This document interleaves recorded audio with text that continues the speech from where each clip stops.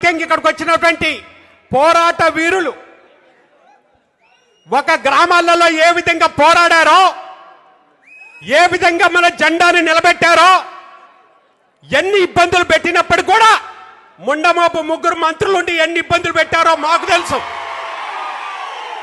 ఈ మంత్రులు శాశ్వతం కాదు, ఈ మంత్రి పదవులు శాశ్వతం కాదు.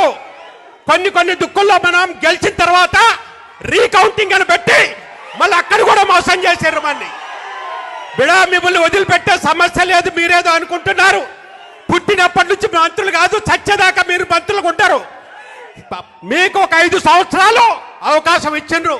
ఆ 5 సంవత్సరాలు కూడా లేనిపోని అబద్ధాల వల్ల మీకు అవకాశం ప్రజలు ఇచ్చారు. కానీ మీరు ఎట్టి పరిస్థితులు కూడా మీరు ఉండే పరిస్థితి లేదు. మరి ముఖ్యంగా ఖమ్మం జిల్లాలో అయితే మీరు తప్పకుండా మీ వెంటాడతాం, వెనకాడతాం. మా యొక్క కార్యకర్తల్ని ఇబ్బంది పెట్టినటువంటి ప్రతి ఒక్కళ్ళని కూడా వదిలిపెట్టే సమస్య లేనే లేదు.